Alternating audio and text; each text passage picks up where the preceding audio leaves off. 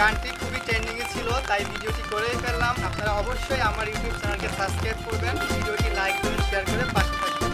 ধন্যবাদ সবাইকে।